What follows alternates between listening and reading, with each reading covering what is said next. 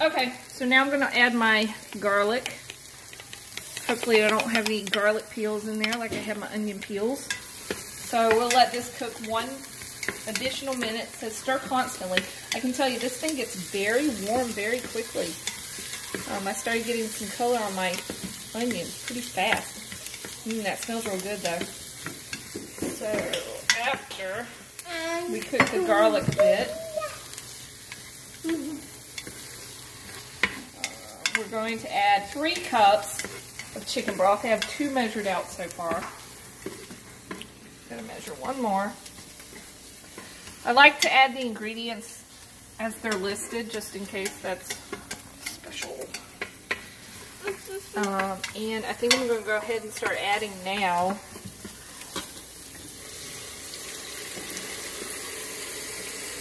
Smells really good. Very garlicky, very oniony. That's 2 cups. And totally got cheese scale.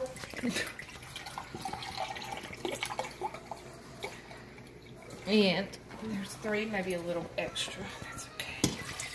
So there's our chicken broth. And we're going to add good old cream of chicken soup.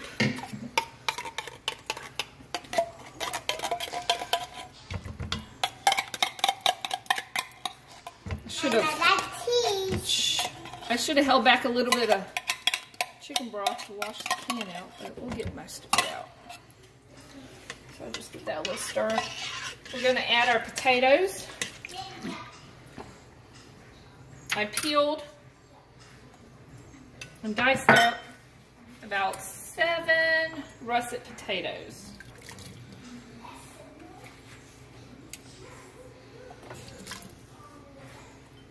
Excuse me, little mouse. I've got a little mouse in my house eating my cheese.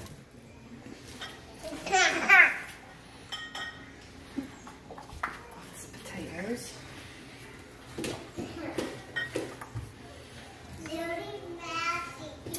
So then we're going to add our salt and pepper. Really do that just to taste. Just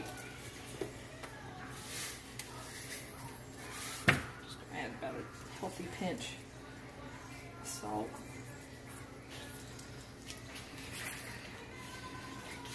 And we'll add some pepper. Got more mice than my cheese. There are two little mouse eating our cheese. 2 little mouses eating the cheese.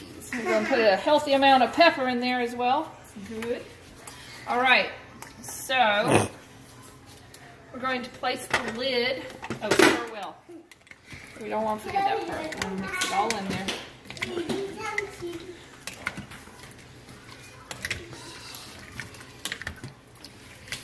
Move out of the way, please. Thank you. All right, so we stirred that up. So now, just gonna read this, we place the lid on the Instapot. Okay, I did figure this out. You have to start it over there. See, it makes a noise, it starts blinking. We're gonna put it in the lock position. Okay, it's on. Turn the vent to ceiling. It's over here. It goes here. This means you're going to let your steam off, and here it's going to seal it, so it's not going to let anything out. We are going to cook manual high pressure. I don't know how this works. Let's see. Pressure cook. Say that.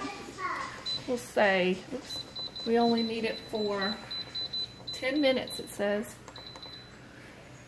10 minutes, then quick release pressure. Okay. Oops. Alright. I don't know how to change the pressure amount, but we'll figure it out. Pressure level right there. Here, we're going to let it start. Okay, it's on.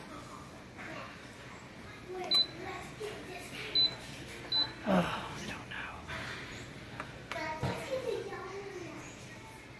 know. Okay. Okay. So you have to cancel saute, hit pressure cook. It's a high pressure. I want it for 10 minutes. It's going to say on, and then it will begin. Now we'll wait for 10 minutes. I think I'm supposed to put this flour in the milk. stir it together and create a slurry. A slurry. I said a slurry. It's just like a roux. A cheating roux. So we're going to set that aside and we'll come back in 10 minutes once this is done. Okay, so it beeped, it finished. Let me just say, when you turn it on, it says on until pressure has built up enough in the system, and then it will do its countdown. So this just went off. It went to keep warm. It has pressure in there. We're going to do a quick release valve. I'm taking a knife because this gets kind of scurry.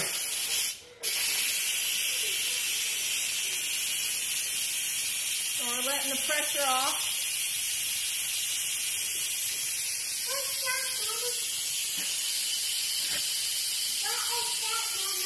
It's the pressure. It's letting pressure out of the cooking pressure. Is that water? Yeah, it's steam. Water steam? You don't want to put your hands or face or anything near it because it's hot.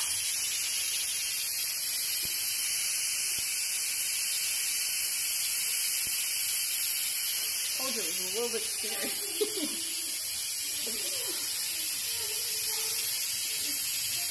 So I read in the manual, it said when you're cooking things with a lot of liquid, such as soup or a lot of starch, potatoes, that you need to shut this valve that starts splattering. I don't see any splattering, so I think we're okay. It's just letting the steam out.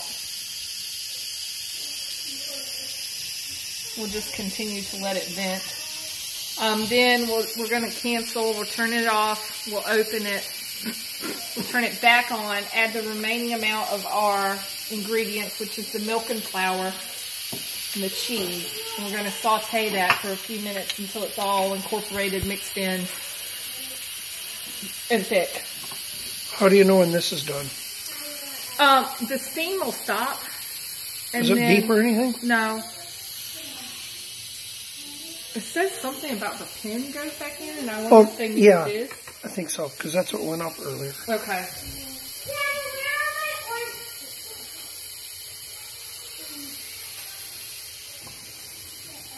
So you can hear it starting to wind down. Oh, there's that splattering. Okay, so we're going to let that not do that. Then what do you do? I don't know. I think that's fine when you're releasing it.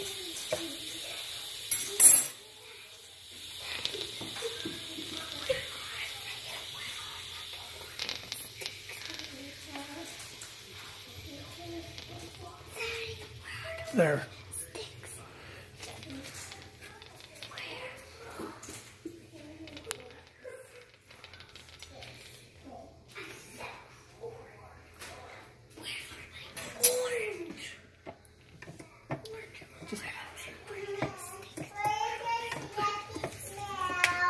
There, that pin just dropped. Did you catch it? It just dropped down, so the pressure has been released. We're done. I'm just going to cancel this. And now I'm going to open, so you're going to turn cancel is right here in the red. Okay, so we're going to turn it counterclock. Makes this lovely little tune. Oh, look at that. Alright. Where's my little spoon? Here it is. So I'm just going to give this a stir. Oh yeah, the potatoes are totally soft. Completely soft. So they cooked for, well, the pressure built up. I'd say it probably took about 25 minutes, maybe 20 minutes for the pressure to build, and then 10 minutes for it to cook. Now we're going to add this milk and flour. Kind of makes a roux. So we have to put it on saute. So saute is right there. Evan, we'll get you in a minute, honey. Alright, so we're going to turn this on. We're going to do it for about 45 minutes. It's on, so it's up to heat. I would hope so.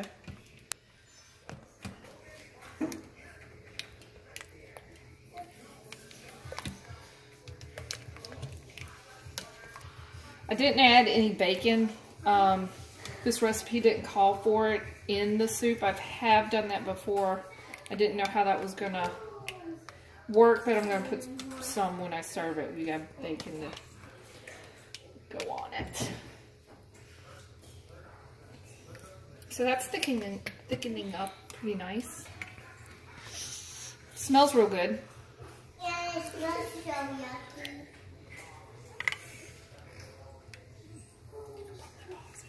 You can pause it while this. Okay, so we've cooked this a bit more. It's starting to, it's actually boiling. We decided we're going to go ahead and just add our bacon bits in there. So it'll kind of get the flavor. Ooh, that's a lot. Should I add more? No, that's probably good. Alright. So we'll let that go just a second longer.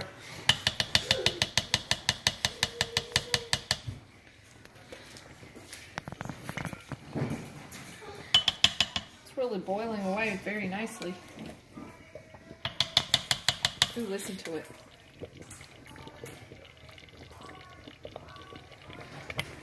Ow. Ooh, it caught me. Alright, so we're just going to add our cheese. 2 cups of shredded cheddar. I like to shred my own cheese because I think it shreds it better and it makes a nicer cheese than the pre-bought, but it's a preference.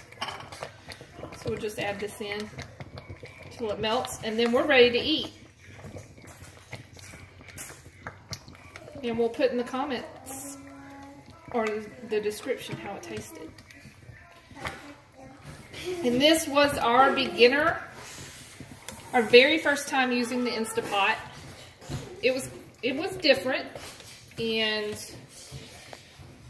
you definitely need to read the book because it's a little confusing when it gets going, but I think it's a pretty easy thing to use.